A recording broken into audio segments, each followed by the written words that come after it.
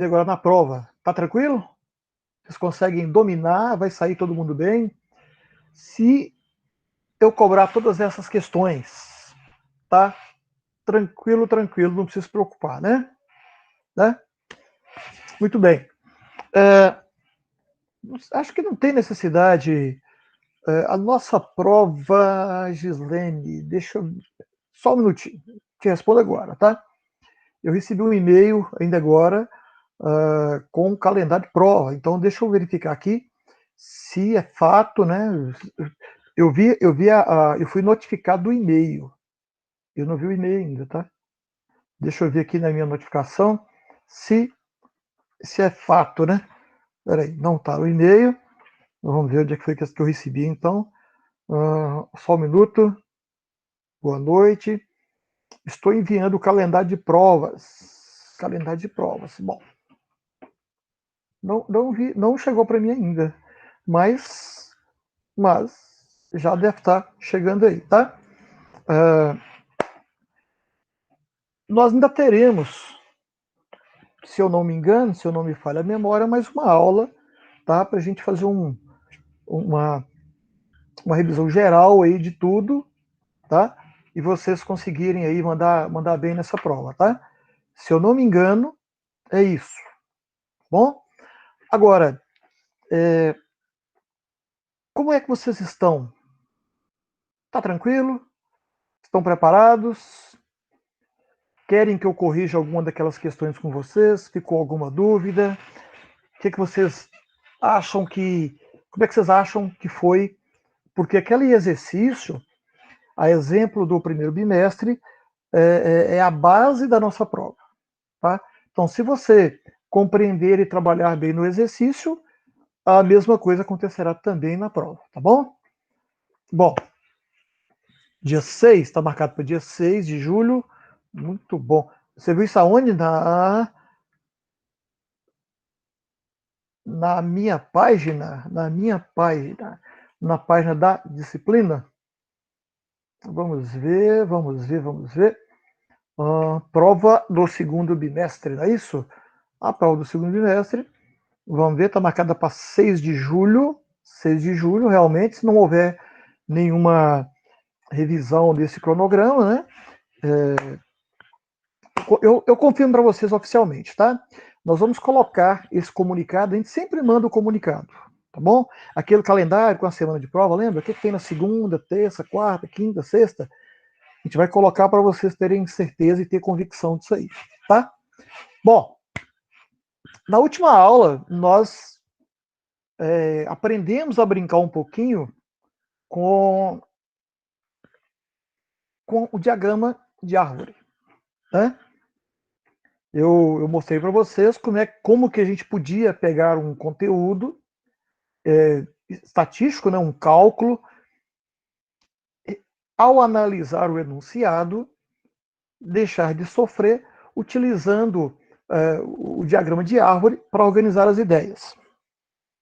E aí, eu disse para vocês também que o diagrama de árvore ele é muito prático e é um desenho, né, um caminho a ser percorrido via desenho, mas que a gente pode simplificar isso, a gente pode facilitar o caminho utilizando aquela estratégia, né, das letrinhas que nós colocamos lá no quadro de trás para frente. Né?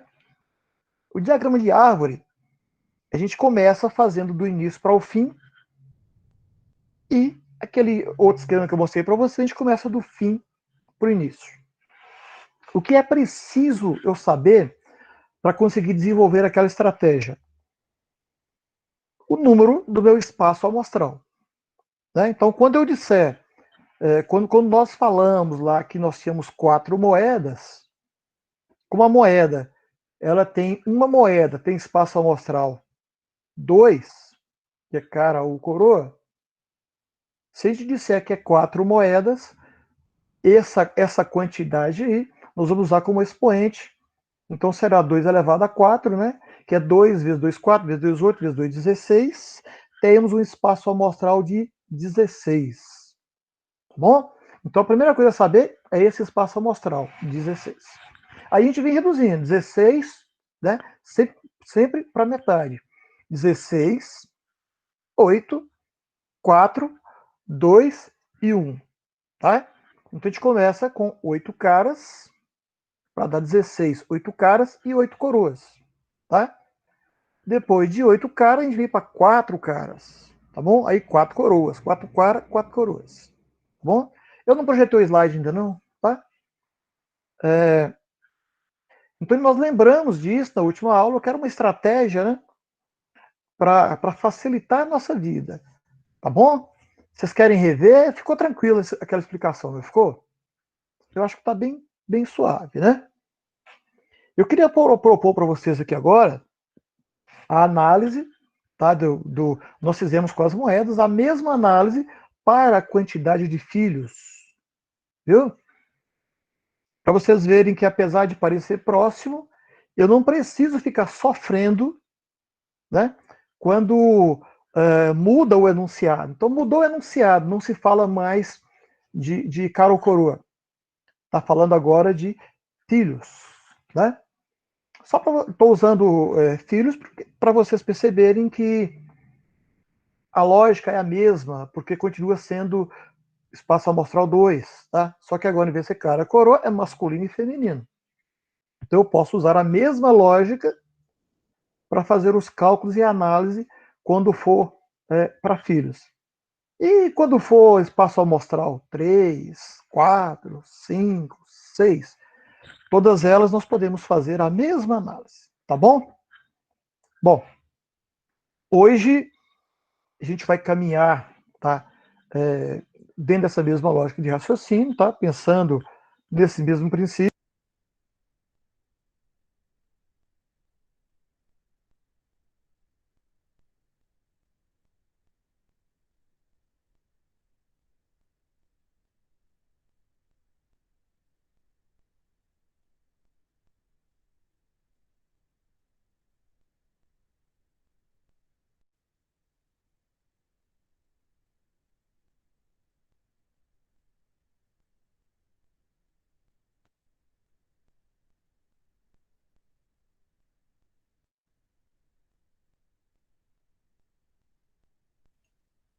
E aí, desculpa, gente, eu vi que deu um pane aqui, tá? Vou ver o que está acontecendo aqui. Mas vamos lá. Eu ia dizendo que nós podemos caminhar dentro do mesmo princípio, tá? Que seja cara, seja coroa, ou seja masculino, seja feminino, a lógica é a mesma, tá? Tranquilo, né? Bom, todas essas, todos os cálculos que nós temos, os básicos que nós temos na estatística, vocês já viram e conseguem evoluir a partir daí, tá?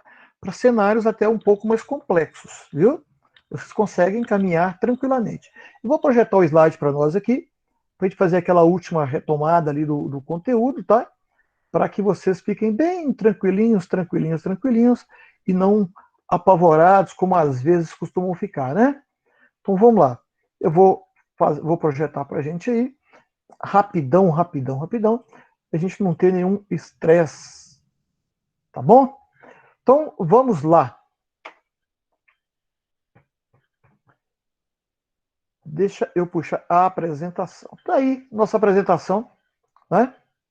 Nosso slide, onde nós falamos aí, nós vamos fazer aí uma breve revisão daquilo que a gente viu, né? Bom, primeiro a parte conceitual, que pode aparecer para vocês na prova cobrada desta forma, tá? Onde nós falamos que a probabilidade é um braço da matemática, um aliado da estatística, né? Que vai analisar a possibilidade das coisas acontecerem. Ou seja, a chance de alguma coisa acontecer. A esses acontecimentos que a gente determina ou escolhe, tá? Nós vamos dar o nome de evento. Tá? E todos os eventos possíveis, tudo que é possível acontecer, nós chamamos de espaço amostral, que é o conceito que a gente vai caminhando, né, para entender vou passar mais rápido aqui para a gente entender, tá bom? O conceito de espaço amostral é tudo. É todo o conjunto. Tudo que pode acontecer. Tá? E o evento que nós falamos é uma parte desse espaço amostral. Então, por exemplo, nesse contexto, quando nós falamos de um dado de 1 a 6, que é o dado de 6 faces, todos os números desse dado, tá, formam o nosso conjunto do espaço amostral, tá? Que é 1, 2, 3, 4, 5, 6. Então, todos os números, tá, que podem cair, todos os números que compõem esse conjunto, tá, são o que nós chamamos aí de espaço amostral. É o todo, é o universo, tá bom? Da mesma forma, para a gente entender o evento, é só entender que o evento é um subconjunto do espaço amostral. O evento é um pedaço do espaço amostral. Então, se o nosso espaço amostral, no caso do dados, são 6 números, nós podemos dizer, tá, que dentro desses 6 números eu posso definir vários elementos. E aí eu chamo a atenção de vocês para isso, tá? Que é o seguinte: o espaço amostral, tá, é o todo. São os 6 números, né? Bom, e o meu evento? Bom, o meu evento são subconjuntos do espaço amostral. São pequenos pedaços do espaço amostral. Mas aí nós temos que fazer uma diferenciação para vocês não caírem em armadilhas, tá? Quando a gente fala de subconjuntos, que se eu pensar que cada número é um evento, tá correto, tá? O 1 é um subconjunto desses 6 números, assim como o 2, o 3, o 4, o 5 e o 6. Então eu poderia analisar e dizer que eu tenho nessa perspectiva 6 elementos, tá? 6 eventos dentro desse espaço amostral. Contudo, eu posso colocar como evento, desculpa, gente, os números pares, tá? E aí eu terei um conjunto diferente, um subconjunto diferente. Eu teria um subconjunto formado pelo 2, 4 e o 6. Se eu estou falando de números pares, eu preciso juntar alguns números para formar esse novo conjunto. Se eu disser números maiores do que 3, o meu subconjunto vai ser o 4, o 5 e o 6. Se eu disser números menores que 3, meu subconjunto é 1 e 2. Então, o que eu quero dizer para vocês com isso é que, mesmo que o meu subconjunto, tá? Que o meu espaço amostral seja um 2, 3, 4, 5, 6, cada número desse pode ser um subconjunto. Cada número desse, ele pode ser um evento. Mas existem vários outros eventos que eu posso escolher dentro desses. Tá? Eu pego os 6 números, de 1 a 6, e vou brincando com esses 6 números, criando eventos que vão muito além só dos 6 números. Por exemplo, eu posso, se eu quisesse numerar os eventos, eu diria possibilidade de cair o número 1. Isso é um evento. Primeiro evento. De cair o 2, segundo evento. E aí vai até cair o 6. Nós teríamos 6 eventos. Tá? De cair o número par, bom, já é o sétimo evento. De cair um ímpar, oitavo evento. De cair um número maior do que 5, nono evento. De cair um número menor que 2, décimo evento. Então, a cada escolha que eu faço, eu estou pegando um subconjunto dentro desse conjunto macro, que é o meu espaço amostral. Está mais ou menos tranquilo? A gente está dando para compreender? Que eu posso, que o meu subconjunto não é só aquele pedacinho específico, são vários pedaços que eu posso misturar de qualquer forma, tá?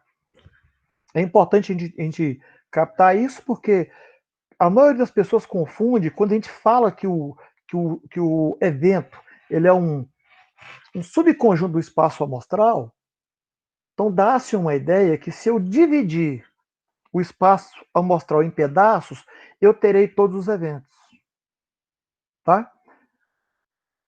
Não está errado de todo, não. Mas não serão só os 6 pedaços, serão vários outros pedaços. Tá? Eu posso ter um evento que é um número menor que 2, eu posso ter um número menor ou igual a 2, já vai mudando a característica. Tá? Bom, da mesma forma, essa análise serve para todos os espaços amostrais. Tá bom? Serve para todos. Continuando lá no slide, né? Bom, aí nós temos, numa continuação, deixa eu ver se vocês estão vendo, né? Nós temos nesse exemplo nosso aí o dado, tá? Vamos mandar mais um pouquinho. E aí, dentro do próprio conceito, quando a gente fala que são subconjuntos, vocês já entenderam que é o todo, tá bom? Bom, existem aqueles eventos que nós chamamos de impossíveis, tá? É aquilo que não está dentro do meu espaço amostral. Então, se eu pedir um evento, por exemplo, se eu pedir um número, a possibilidade de cair o número 7, 7 não faz parte do meu espaço amostral. Se ele não faz parte do meu espaço amostral, então esse evento é chamado de evento impossível. Ok? Então, nós temos que lembrar também que o meu evento, que nós chamamos de evento possível, é só aquilo que está dentro, tá, das possibilidades do espaço amostral. O 7 não faz parte do dado. Ele não está dentro do conjunto do espaço amostral. Bom, e nós chamamos de experimento aleatório, né, que é o que a gente mais trabalha. Essas variações que nós fazemos aleatoriamente, que é jogar um dado, não foi programado, não foi estabelecido, a gente jogou e qualquer coisa pode acontecer. Tá? A probabilidade de cair o 1 é igual a do 2, que é igual a do 3, qualquer coisa pode acontecer. E nesses experimentos, a gente tem alguns exemplos, só para ficar mais claro, né?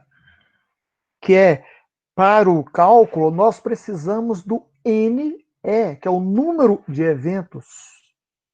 Tá? O NS, que é o número de espaço amostral, é o todo dentro do espaço amostral. Então, um dado é numerado de 1 a 6.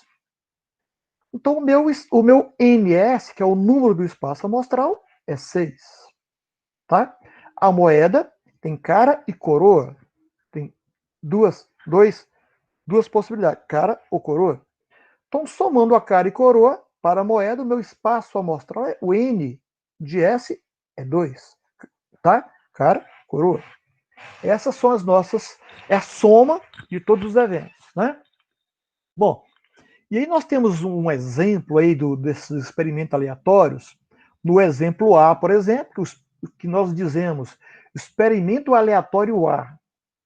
O que nós queremos desse experimento aleatório A? O evento nosso, descrito nesse momento, é a possibilidade de cair 2, 4 e 6. Bom, então o nosso número de elementos, de eventos, é igual a 3. Tá? É a quantidade de números que atendem ao meu evento. O número 2 é par, o 4 é par, o 6 é par. Então existem 3 números pares. Por isso, meu N de evento, número de eventos, o número de situações que atendem ao que eu peço é igual a 3. A mesma lógica para os números ímpares, tá? Que é 1, 3 e 5. Então eu teria 3 elementos. Para o número primo, nós estamos estabelecendo que seja 2, 3 e 5. Né?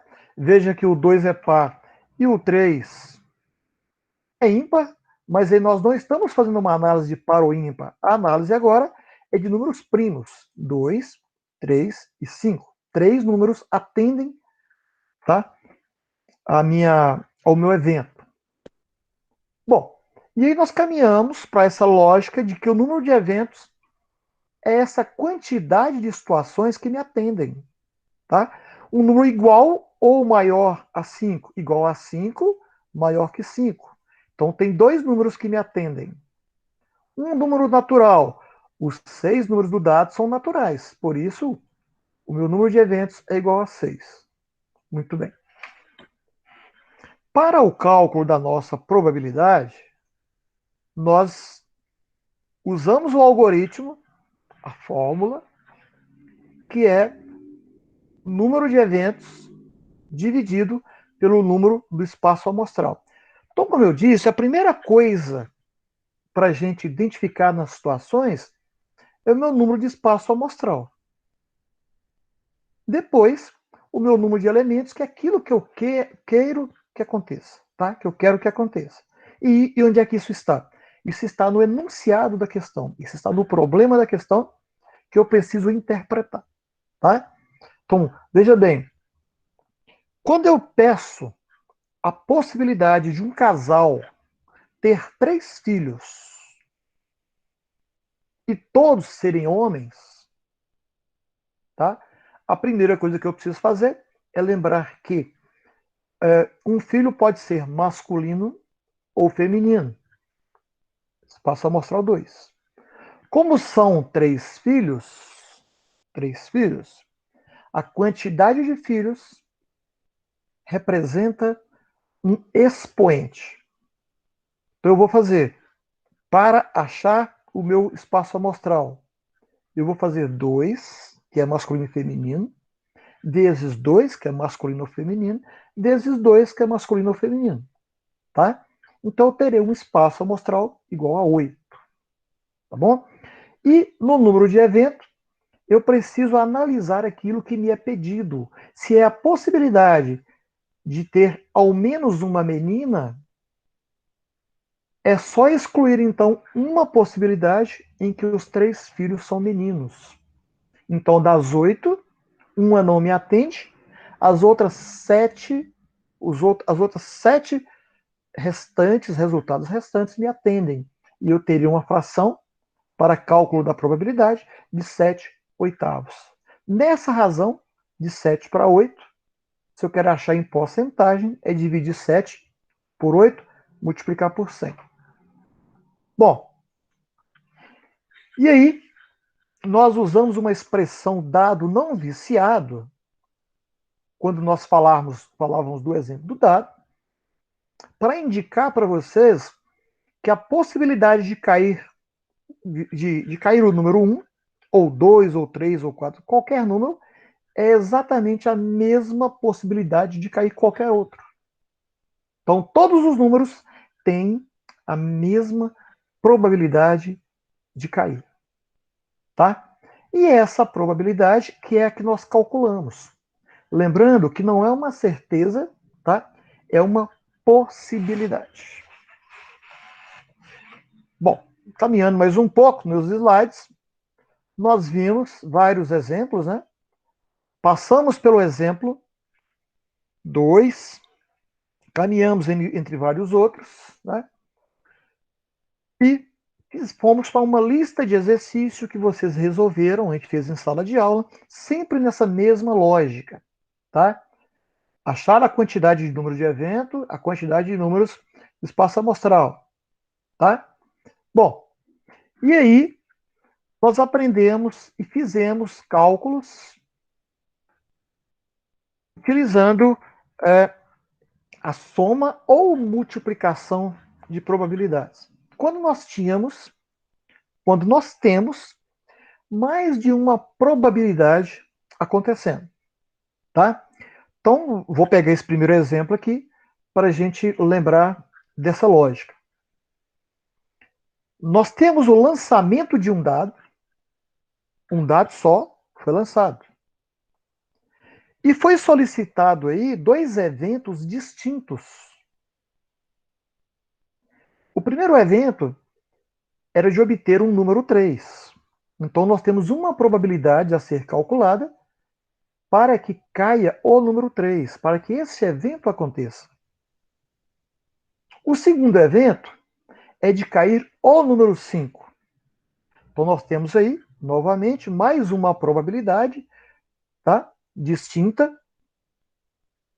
E nós também temos que fazer esse cálculo de probabilidade. Então, nós temos a probabilidade de cair o 3 e temos a probabilidade de cair o 5. São dois números. Eu estou fazendo um lançamento, tá? É um dado. Então, a probabilidade de cair um desses números exclui a chance de ter caído o outro, tá? E vice-versa. Então, se caiu 3, é porque não caiu o 5. Se caiu 5, é porque não caiu 3. Então, eles são excludentes. A possibilidade de cair o 3 exclui a possibilidade de cair o 5. Tá? A palavrinha ou, ela mostra para nós esse princípio dentro da probabilidade, que é de exclusão. Tá? Se eu faço um lançamento, não posso ter dois eventos ao mesmo tempo. Tá? Bom, então um dado vai cair um número ou outro número. E quando isso acontece, esse ou identifica para nós que nós vamos somar essas duas probabilidades. No caso do dado, a probabilidade de cair o número 3 nessa questão é dada pelo número de eventos. Olha, só tem um número 3. Então, o n de eventos, número de eventos, é igual a 1. Sobre, dividido, que é assim que nós calculamos a probabilidade, pelo número do espaço amostral. Ora, eu quero 3. 3 em 6 números. Poderia cair qualquer um deles. Então, é 1 sobre 6. A mesma análise para cair o 5, para o evento 5. Eu tenho um número 5. E 6 números possíveis de cair. São os números de 1 a 6. Então, é 1 para 6.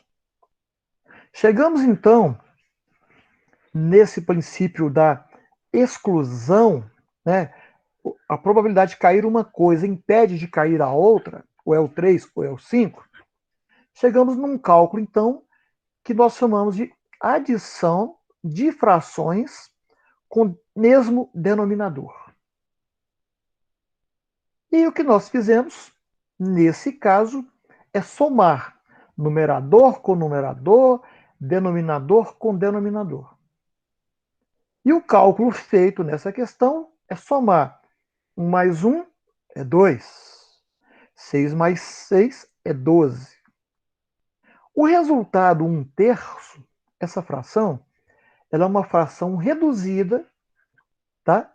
Porque nós dividimos tanto o numerador quanto o denominador por 2 e chegamos numa fração que não é mais possível reduzi-la. Essa é a forma fracional da probabilidade, tá? A probabilidade como resultado fracional, uma fração. Se eu quiser sair da fração e encontrar uma forma decimal, ou seja, um número que contém vírgula, é só eu fazer a divisão de 1 por 3. E eu terei, tá, um número com vírgula. Isso é um número, a representação decimal.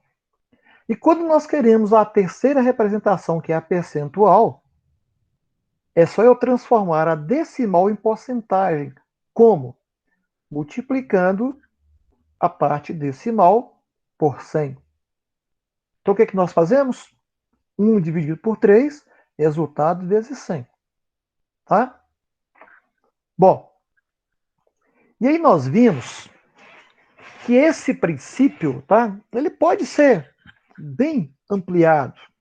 Olha só, no mesmo exemplo, tá? Ou, olha, soma, né? Soma de probabilidades, exclusão, tá? Eventos excludentes, quer dizer, a chance de cair uma coisa exclui a chance de cair outra.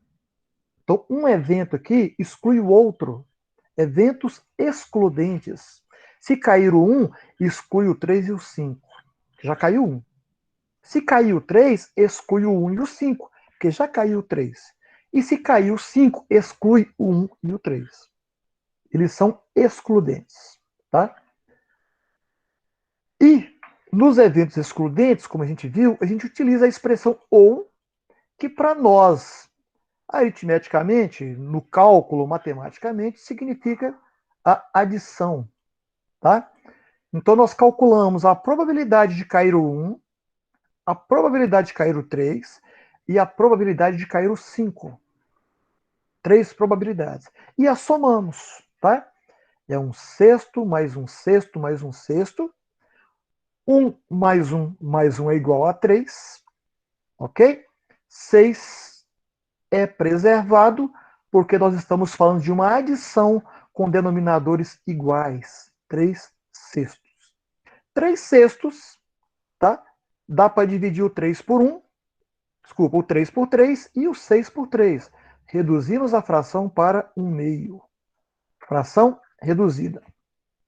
Ao dividir 1 por 2, chegamos na forma decimal 0,5 ou 0,50. É a mesma coisa, tá? E se eu quero achar em porcentagem, eu multiplico por 100 e vou chegar na forma percentual de 50%. Ora, considerando que o dado tem 6 números, e eu estou falando de 3 números, então automaticamente eu já estou dizendo que a probabilidade disso acontecer é de 50%.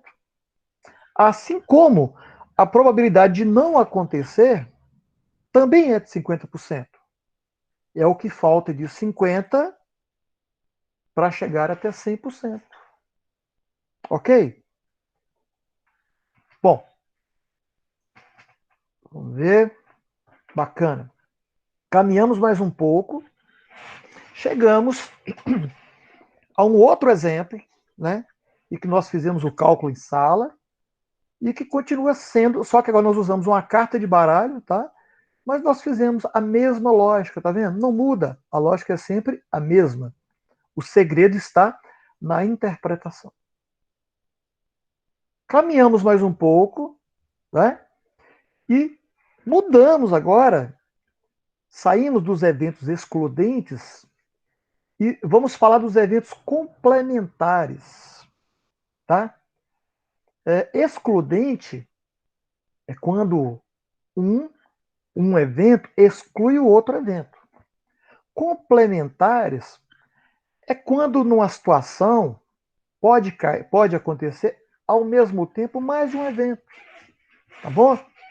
Então foquem comigo no enunciado, tá? Que vocês vão matar a charada. Exemplo. Para eu usar o ou, para eu fazer a adição, eu estou fazendo, um lançamento, tá?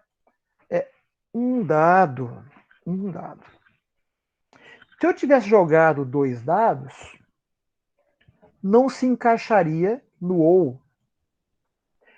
Se eu tivesse lançado um dado 2 vezes, também não encaixaria no ou.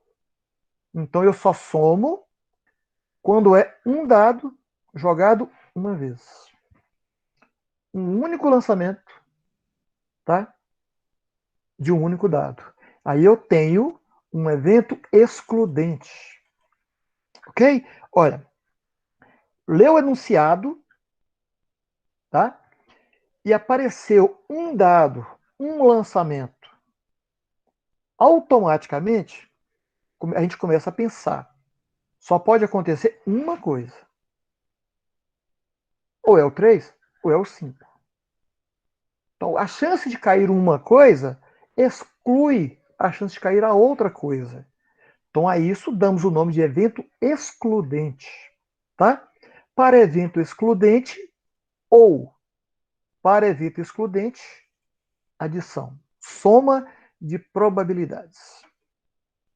Bom, agora nós estamos mudando um pouco o enunciado.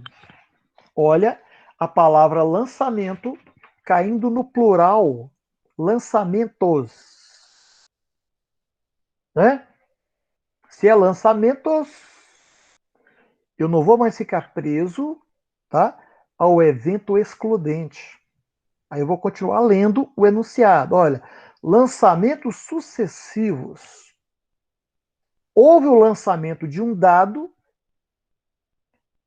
na sequência, outro dado. Um sucedendo o outro.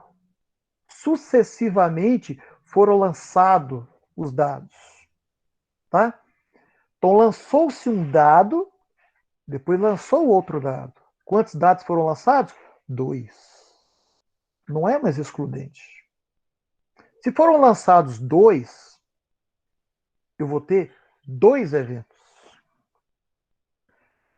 Ok? Bom, então, no lançamento, em lançamentos sucessivos de um dado, ó, o mesmo dado foi lançado uma vez, depois foi lançado de novo. É como se lançasse 2 dados, não tem problema. Porque olha o plural lançamentos. Tá? Qual é a probabilidade de obtermos um 3 e depois o 5? Olha só, se cair o 3 no primeiro dado, não exclui a possibilidade de cair o 5 quando eu lançar de novo o dado. Então ele não é excludente. Tá? Se cair o 3, pode cair o 5. Então, caindo o 3 e depois caindo o 5, uma probabilidade vai complementar a outra probabilidade. Tá? Então, nesse caso, nós falamos que os eventos são complementares. Um evento complementa o outro. Não exclui, complementa. A probabilidade de cair o 3 não anula a probabilidade de cair o 5. Ou a probabilidade de cair o 5 primeiro não anula no 5. Né? Então, uma coisa não anula a outra. Agora, nós estamos dizendo, tá, que a palavrinha e, tá, ela é um complemento. Então, comprei laranja e abacate. Eu estou acrescentando mais frutas à minha lista. Comprei laranja, abacate e melancia. Estou somando, né? Estou acrescentando as coisas. Esqueça a palavrinha somando que eu falei, tá? Eu estou complementando a minha lista. Então, quando a gente tiver plural do lançamento, tá? Ou plural no dado, em vez de ser dado, ser 2 dados, nós não estamos falando mais de evento excludente, que o que pode acontecer no um não impede de acontecer no outro. Eles são, nesse caso, complementares. Eles se complementam, tá? Então, esse E, para eventos complementares, nós usamos a multiplicação, tá? É a probabilidade de cair um vezes a probabilidade de cair o outro. Dica: eventos excludentes, quanto mais eventos, mais chances, tá, eu tenho. Eventos complementares, quanto mais eventos, menos chances eu tenho. Porque tem que ser muita coincidência, tem que ser muita sorte você lançar o dado 2 vezes e cair o 3 e o 5 nessa sequência. Você pode jogar e ficar caindo o 3, o 3, o 3, o 3 várias vezes. Então, cair o 3 e o 5 nessa sequência, né, significa para nós que é mais difícil do que cair um 3 ou um 5. Tá? Um 3 ou um 5, eu tenho duas coisas que podem acontecer. Cair um 3 e um 5 em 2 lançamentos significa que eu tenho que ter muita sorte. E isso quer dizer que nós estamos falando de eventos complementares. Eu só consigo acertar, eu só consigo ganhar se eu acertar o primeiro e o segundo evento, se cair o 3 e o 5. Então, nesse cálculo, quando é complementar, o nosso algoritmo implica numa multiplicação das probabilidades. Então, o mesmo cálculo que nós fazemos, probabilidade 1 para cair o 3, vezes a probabilidade 2, que é para cair o 5. Então, no cálculo, o 3 é um número, ó, evento 1, em 6, que é o espaço amostral, vezes, porque é complementar, né? Vezes, representado pelo pontinho aqui, o número 5, que é 1, sobre 6, que é o espaço amostral. E aqui, multiplicação de fração, nós não preservamos o denominador. A gente preserva o denominador para adição com denominadores iguais. A pessoa, mas aqui os dois denominadores são iguais. Mas aqui é uma multiplicação. Na multiplicação, o processo é numerador vezes numerador, que é a parte de cima vezes a parte de cima, denominador vezes denominador, a parte de baixo vezes a parte de baixo. Então, 1 vezes 1 é 1, 6 vezes 6 é 36. Olha como que a possibilidade desse evento acontecer, esses dois eventos acontecerem, a probabilidade de eu acertar, cair o 3 e o 5 depois, é de 1 em 36. Para vocês entenderem mais claramente, é como se a cada 36 vezes, uma eu acertasse. Tá? Então, um exemplo bom, deixa eu voltar no excludente para vocês perceberem. Olha, excludente, um 3 e um 5. Em cada 6, é como se. Vou voltar isso aqui para o expoente, tá? Para ficar mais fácil para vocês. Olha, 2 em 6, tá? E aqui a forma reduzida. É como se em 6 vezes que eu jogasse, 2 vezes isso acontecesse. É como se em 3 vezes que eu jogasse, uma vez eu acertasse isso aqui que eu pedia. Então a chance ela é alta. Tá? Agora, para o evento excludente, olha que complementar, olha como que a chance é difícil de acontecer isso aqui. Ó. Em cada 36 vezes, uma eu posso acertar. Não é certeza, não, é probabilidade, é possibilidade. Então, nos eventos excludentes, eu tenho mais possibilidades de acertar. Nos eventos complementares, a minha possibilidade de acertar diminui muito. Ok? Bom, caminhando mais um pouco, olha, nós falamos de lançar, olha de novo a expressão, um dado singular. Obtermos 3 ou 4. Quando eu disse que era um dado, eu já estou sabendo que pode cair alguma coisa. Se apareceu mais algum número no evento, eu já sei que é excludente. Ou cai o 3 ou cai o 4. Não vai cair os dois. Para cair os dois, eu tinha que jogar o mesmo dado mais de uma vez ou jogar dois dados. E aí, não é o nosso enunciado. O nosso enunciado é lançarmos um dado. Se ele cair o 3, excluiu o 4. Se ele cair o 4, excluiu o 3. Então, nós já sabemos que é ou, até porque já está no enunciado, tá? E nós sabemos que, olha, números menores do que 3 é o 1 e o 2. Maiores do que 4 é o 5 e o 6. Então, o primeiro evento, tá? É 1 e 2. Então, são dois números que atendem ao meu evento.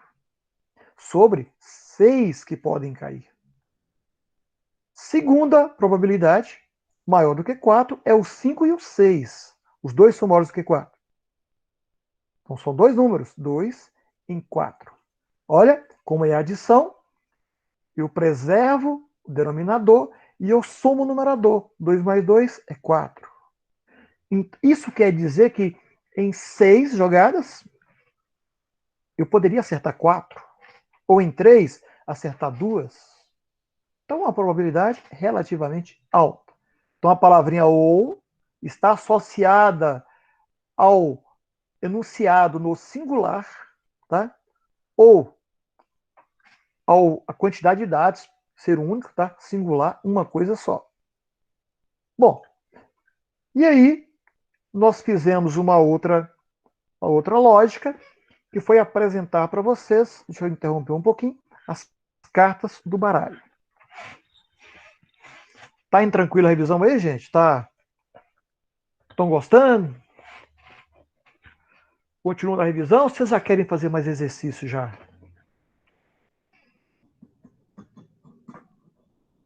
Estou caladinho, todo mundo começar a fazer uma chamada, né?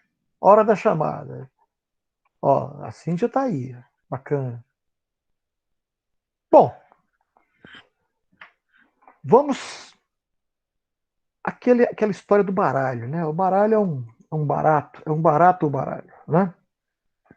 Olha, para essa análise da probabilidade, né, que a gente está trabalhando o tempo todo, eu falei com vocês que uma das coisas mais importantes é você conhecer tudo aquilo que faz parte desse universo da probabilidade. No nosso caso, tá? Dos nossos, do que é o nosso espaço amostral, tá? Tudo aquilo que pode e que comumente cai nas questões, tá? Então, baralho, dominó, moeda, é, gênero, masculino e feminino, bolinhas amarelas, verdes, vermelhas, tudo isso a gente tem que compreender, tá? Tem que entender o mínimo para conseguir fazer a análise e a interpretação, tá? Do enunciado e conseguir montar e resolver o problema. Então, se eu tenho uma questão que me é cobrada, que me é apresentada para a solução, que envolve o baralho, eu tenho a obrigação de conhecer o baralho. Eu não preciso, nesse caso, saber jogar, mas eu preciso conhecer o baralho. Eu não preciso gostar do baralho, eu tenho que conhecê-lo, porque ele é muito cobrado, cai muito em concurso, tá? E aparece normalmente com essa necessidade de se conhecer a sua composição. Então, primeira informação básica para nós é que um baralho tem 52 cartas. No enunciado, normalmente é apresentado para nós essa informação. Um baralho comum de 52 cartas. Tá? Bom, se o enunciado colocasse para mim dois baralhos de 52 cartas, eu iria ter que dobrar a minha lógica e pensar agora em 104 cartas. Tudo está dobrando. Tá? Vamos nos ater agora a esse enunciado. Um baralho comum de 52 cartas. Eu preciso lembrar, e eu tenho que conhecer, que um baralho ele é dividido por naipes. Tá? Naipe é o nome que se dá para cada desenho, para cada característica daquelas cartas. São dois naipes pretos e dois naipes vermelhos. Então, das 52 cartas, se eu dividir por 2, eu terei 26 cartas vermelhas, 26 cartas pretas. Já ajuda a pensar um pouquinho. Tá? Das 26 cartas pretas, eu distribuo essas 26 cartas em dois naipes, em dois tipos de cartas. 26 por 2 dá 13. Então eu terei, como o próprio enunciado ajuda a pensar, 13 cartas de cada naipe. Tá? Quantos naipes são? 4. 4 vezes 3 é 12, vai 1. 4 vezes 1, 4, mais 1, 5, 52 cartas. Ok? Então, quanto mais você tiver isso na sua cabeça, para pensar mais rápido, melhor é. 52 cartas, 4 naipes, 13 cartas de cada naipe. 2 naipes, 26 cartas. Primeiro passo. Segundo passo é, dentro dessas 13 cartas, conhecê-las. E não há mistério, porque poucas cartas são diferentes das demais. No baralho, 2 é 2, 3 é 3, 4 é 4. Muda pouco quando nós temos o número 1, que ao invés de ser um é as, tá? Nós temos o as, depois ele vai de 2 até 10. No lugar do 11 nós temos o valete, no lugar do 12 nós temos a dama, e no lugar do 13 nós temos o rei. Isso você tem que conhecer, tá? E é fácil você olhar para uma carta e identificar isso, porque o rei é aquela carta que tem a representação de um rei, com aquela coroa de um rei. É um rei. É o king. Tá? É K porque é king. Rei. A dama é queen. O feminino de rei. Queen. Tá? Ela é chamada de dama ou rainha para nós aí. Tá? Então, queen é com Q. Então, o Q é a dama. E o valete, tá? O próprio nome já diz que é o valete, tá? É também da derivação do inglês, tá? Seria o número 11. Então nós temos de cartas diferentes o as, o valete, a dama e o rei, tá bom? Cada naipe tem essas cartas. Então em 52 cartas nós temos 4 ases, tá? 4 2, vai seguindo aí 4 valetes, 4 damas, 4 reis. Cada um de um naipe, tá? Diferente. São 4 naipes, cada carta de um naipe diferente, tá? Bom, então nesse enunciado que nós fizemos, a pergunta, né? Qual é a probabilidade de ocorrer uma dama, de ocorrer dama de copas? Muito bem. Quantas damas de copas tem um baralho de 52 cartas? Aí nós vamos pensar. Primeira coisa que vai nos acontecer é que 52 cartas tem 4 naipes. Ok? Muito bem. Um desses naipes aí é a copas. São 13 cartas de copas. Né? Quantas cartas de copa que é dama? Uma. Então, eu só tenho em 52 cartas uma carta que me atende. Eu só tenho uma dama de copas no baralho de 52 cartas. Então, ao fazer o cálculo, a informação que já nos ajuda a pensar é: eu tenho um espaço amostral de 52 cartas e um evento que me atende. Só a dama me atende. Então, 1 em 52 representa o cálculo da minha porcentagem de forma fracionária. 1,52 avos. Se eu quero mudar essa representação, eu vou dividir o 1 por 52. É 1 dividido por 52. O resultado vezes 100, e eu vou ter a representação agora dessa questão na forma centesimal. Bom, nós temos a forma fracionária, nós temos a forma decimal, que é a menos usada, tá? As que mais aparecem para nós é a fracionária e a centesimal, tá? Então, se eu achei a fracionária, a centesimal, dividir por 100, dividir por 52, multiplicar por 100, tá? Chego à forma centesimal. Bom, caminhando mais um pouquinho, né? Olha, como que muda um pouquinho, tá, as situações?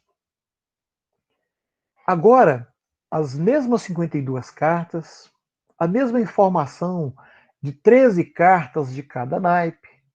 Contudo, nos é pedido como evento agora a ocorrência de dama.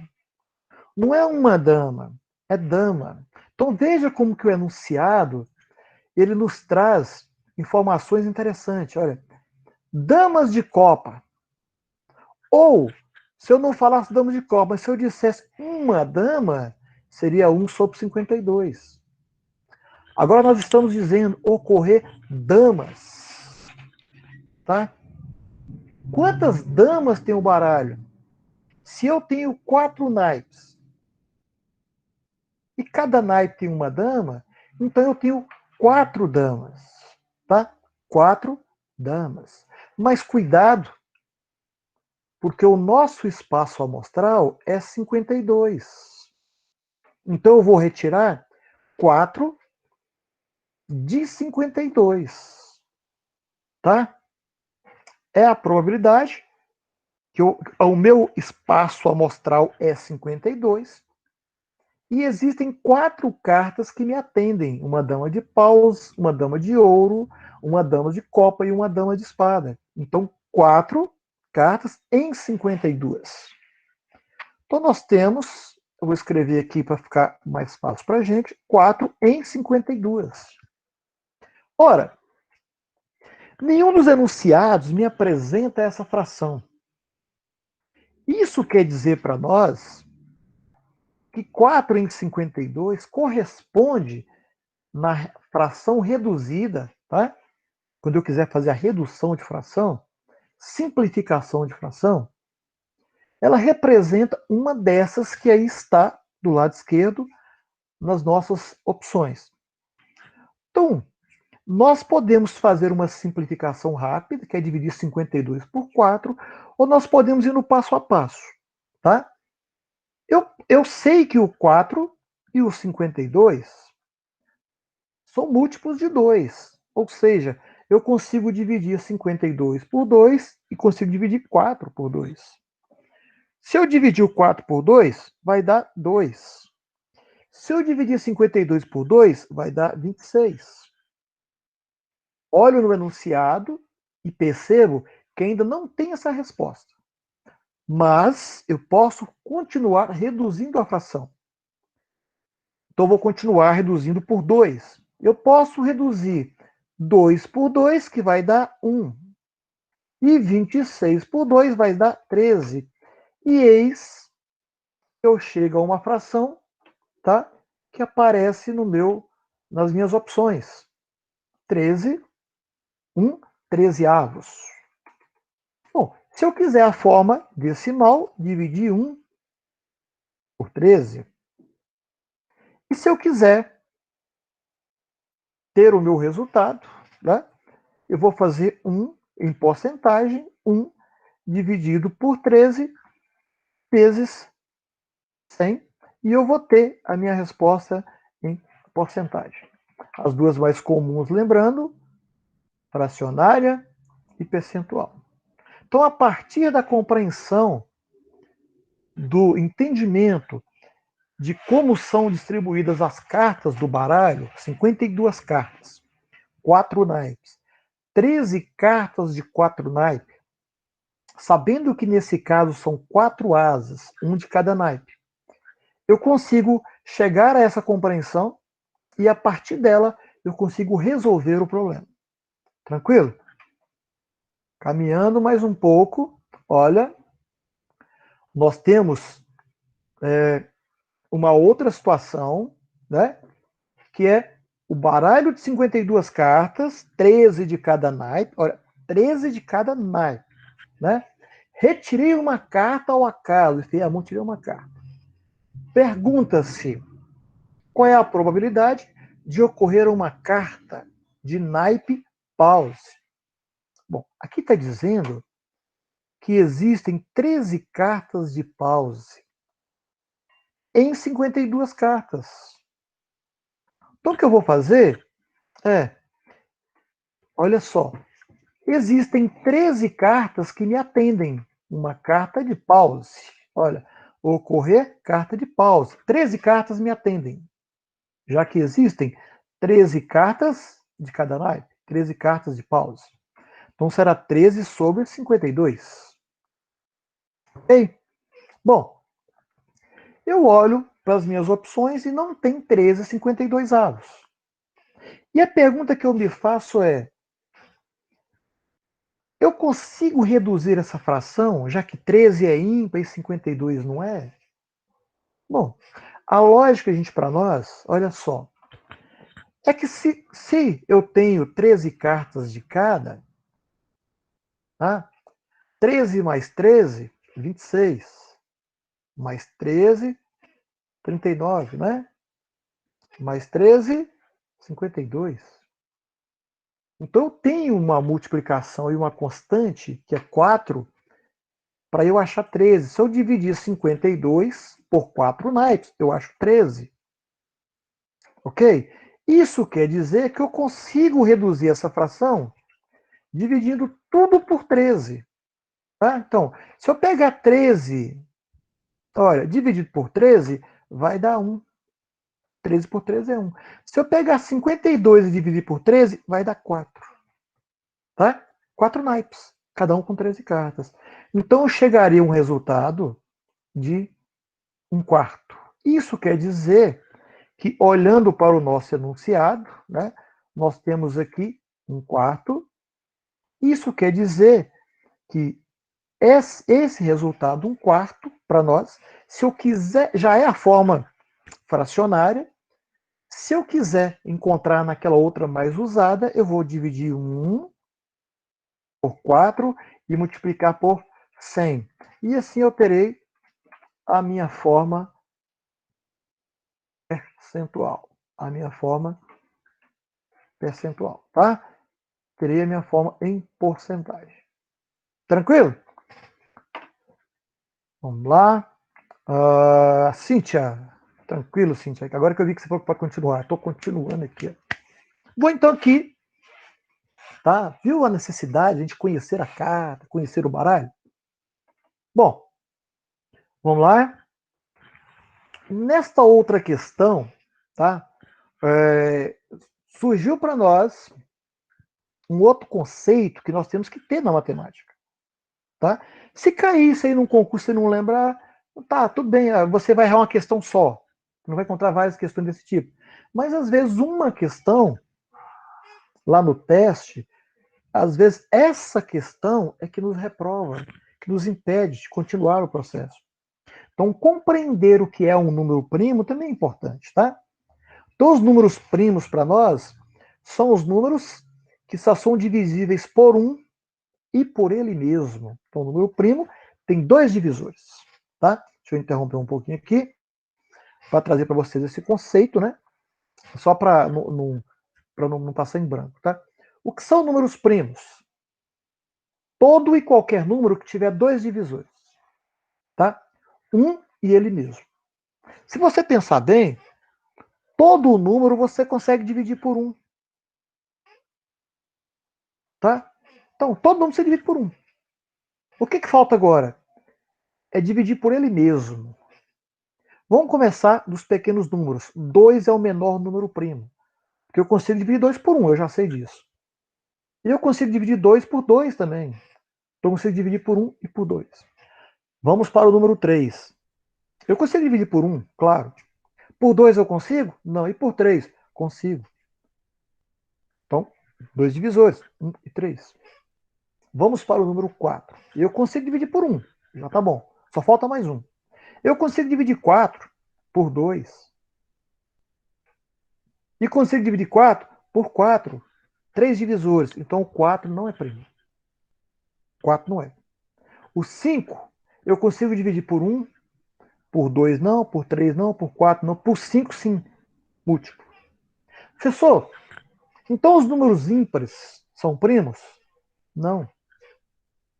Só alguns. Porque, por exemplo, o 9 é o número ímpar. Mas eu consigo dividir 9 por 1, por 3 e por 9. 3 divisores. Então nós vamos saltando, tá? 2, 3, 5, 7, 11, 13, 17, 19, 23, 29, tá? Então tenham em mente, é preciso aprender um pouquinho disso, tá? De que número primo são aqueles que só tem dois divisores, um e ele mesmo, tá bom? Então esse anunciado, ele cobra da gente esse conhecimento, saber o que é o número primo. tá? Então, números primos, dentro desses aqui, ó, é só eu analisar quais desses números que eu só consigo dividir por um e por ele mesmo, tá bom? Bom, tem que ter dois divisores, não é isso? Então, esse aqui, ó, o 1 não é primo. Eu vou começar do 2, tá? 2 eu vou dividir por 1 e por 2. Bacana, então 2 vem para cá. 3 eu vou dividir por 1 e por 3. Bacana, 3 vem para cá. 4 não, porque o 4 eu vou dividir por 1, por 2 e por 4. Não serve. 5, ok. 6 também não. O único número par que é primo é o 2. Todos os outros pares você já exclui, tá bom? Então nós temos números primos 2, 3 e 5. E ímpares nós temos 1, 3 e 5. Então nós temos, tá? Um total de números aí, ó, de 6 números, tá? Só que tem dois números que se repetem. Esse número aqui, o 3 e esse 5 aqui, se repetem. Então eu não vou trabalhar com eles, tá? Nesse caso aí eu vou excluir eles dois. Então o que nós vamos fazer? Olha, nós temos 6 números, ó, 3, 6. 6 números em 6 que me atendem. Mas eu vou retirar dois que eu não quero, estou repetindo. Então será 6 números em 6 menos 2 números em 6. Ou, simplesmente, eu retiro os dois que não me atendem porque estão repetindo e vou contar 1, 2, 3, 4 números. 4 números em 6. Dois caminhos para se fazer a mesma coisa, tá? A mesma lógica. Quando eu faço 3 números em 6, 3 números em 6, que são os primos. Depois eu faço 3 números em 6 de novo, 3 em 6, que são os ímpares. Vou somar porque ela fala ou. Somei. Deu 6 sextos. Opa, professor, mas tem dois que eu não quero. Ah, tem 2 em 6 que eu não quero. Então é só subtrair aqui, ó. Não quero. Eu vou chegar em 4 sextos. Ou, simplesmente, é uma dica que eu dou para vocês, apaga o que está repetindo e conta o que sobrou. 4 em 6. Que terá como resultado 2 terços, que terá como resultado 2 dividido por 3 vezes 100, se você quer a forma percentual. Ok? Tranquilo, gente? Bom, e aqui nós podemos afirmar que nós chegamos aí àquilo que era o básico da nossa revisão. Tá? Acredito que vocês tenham conseguido acompanhar, porque durante todas as nossas aulas eu vi que vocês estavam mandando muito bem, tá? E um ou outro tinha um pouquinho de dificuldade ali, mas conseguiu resolver também. Tá joia? Bom, o que nós vamos fazer agora é o seguinte: eu vou interromper minha aula agora, tá? Vou mostrar para vocês por quê, viu? Isso me preocupa às vezes. Vou dar dois motivos para vocês bem razoáveis, tá? Eu vou compartilhar aqui para vocês compreenderem o que é que eu quero dizer, tá? Muito bem. Olha só essa situação nossa aí agora, tá? Bom, vocês estão vendo aí a página, né? Tá aparecendo para vocês já a, a página do nosso curso, não tá? Confirma para mim se vocês estão vendo aí.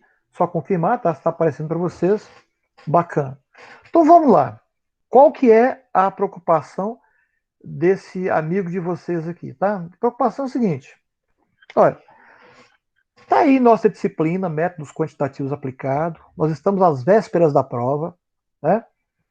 E nós vamos ter aí mais uma revisão para a gente fazer. Eu postei para vocês um exercício de fixação.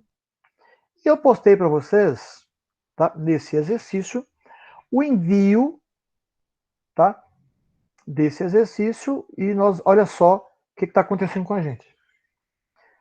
De 48, a metade dos alunos enviaram esse número está muito baixo e eu preciso fechar essa atividade. Tá? Eu preciso vir aqui nessa atividade, tá? Olha, configurações, vir aqui nessa data bonitinha e falar assim, ó, data limite, acabou. Clicar aqui e fechar ela agora às 20h18, tá vendo? Se eu fizer isso agora, as outras pessoas que não fizeram perderão os pontos dessa atividade, que, se vocês se lembram bem, não são tão poucos pontos assim, né? É bem representativo. A pontuação desse exercício é bem grande para se perder, tá? Então, o que, que nós vamos fazer? Eu preciso focar agora, eu vou corrigir agora esses que fizeram, tá? Eu vou liberar toda a turma, tá bom? Vocês vão focar agora nos exercícios, na revisão, começar a preparar para a prova e começar a engrenar, tá? Eu estou no fórum acompanhando vocês. Qualquer dúvida, pode postar no fórum lá, que eu venho dialogando com vocês aqui, tá? Além do nosso grupo lá, vocês podem mandar mensagem que eu respondo vocês também, tá bom? E essa revisão de hoje está gravada, vai ficar gravada para vocês, depois eu mando o link também, tá? Então, os que não fizeram, vão focar lá agora para fazer, porque até o final da aula, enquanto alguns vão fazendo, eu vou corrigir a atividade desses que já fizeram, tá? Desses 24 que fizeram. E as dúvidas que surgirem, vocês vão postando lá para que eu consiga ajudar vocês a tirar essa dúvida e chegar pronto para a nossa prova. Nós estamos acabando um semestre, viu? Vou pôr mais exercícios para vocês lá, tá? Vou postar mais para vocês fazerem lá, viu? Mas os que não fizeram essa lista, foquem nessa lista, tá? Não adianta agora eu soltar uma lista e quem não cumpriu a primeira fica apavorado de fazer a segunda lista. Cumpre a primeira. Os que já fizeram, tá? Quando eu postar o outro exercício já vai fazendo para acrescentar e para entender mais exercício aí, tá? Bom, consigo. As pessoas que postaram atividade, eu consigo visualizar quem são as pessoas, tá? Você está com a dúvida se você fez, Ellison? Eu te falo agora, tá? Muito bem.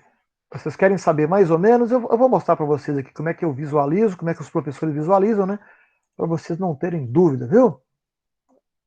Bom, assim que aparecer para vocês aí, eu mostro ali, né?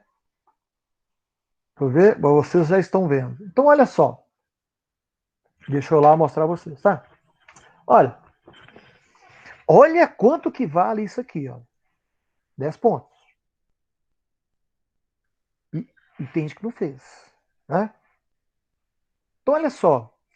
Essas pessoas que estão escritas aqui, enviados para avaliação, tá? São as que fizeram, tá bom? Tem 24 pessoas aí. Ó.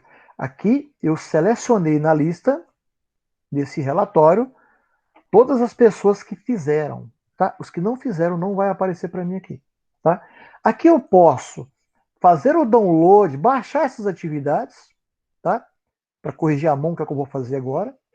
E assim que eu corrigir, eu venho aqui e faço o lançamento da nota de vocês, tá? Então, por enquanto, vocês estão sem nota, porque eu não corrigi a atividade de vocês aqui, tá? Tem alguns que mandaram o exercício em Word, outros mandaram em PDF, outros mandaram em foto, tá? A fotografia do exercício. Não tem problema. O problema é que o detalhe é que mandaram. Isso é que é importante. Então, vocês agora, essas 24 pessoas aqui que fizeram, estão tranquilas. Ellison Alves Martins fez, viu, Ellison? Está aqui o seu exercício, né? Você não vai ver aí agora porque eu baixei ele para mim, mas não é a tela que eu estou compartilhando com você, tá? Bom, então vocês vão agora focar na resolução desse exercício, tá? Quem não fez? Quem fez, tá? Se tiver dúvida, pode ir lá no fórum, colocar. A gente vai fazendo essa discussão, tá? Que se torna mais prático nesse momento eu auxiliar vocês com as dúvidas, pontualmente aquilo que você tem um pouco de dificuldade, tá? Do que ficar repetindo aquilo que você já sabe. Então agora nós vamos dar um foco, uma ênfase, igual a gente fazia lá na sala de aula, lá presencial, vamos dar ênfase agora naqueles que estão com dificuldade. Os que já conseguiram, já compreenderam, já consolidaram esse conteúdo, agora vai colher os frutos e já está tranquilo, tá? E fazer a outra atividade proposta, tá? Fernanda, eu confiro agora para você, Fernanda, se você já fez, tá? Fernanda da Silva Moura, né? Já fez, viu? Quando você clica na atividade lá, Fernanda, você consegue visualizar a data que ela foi enviada lá. Quando você clicar, vai mostrar para você assim, ó, enviada tal dia, tal horário, viu? Muito bem, gente. Então vamos lá, foquem, tá? Eu estou parando de gravar a aula aqui agora, tá?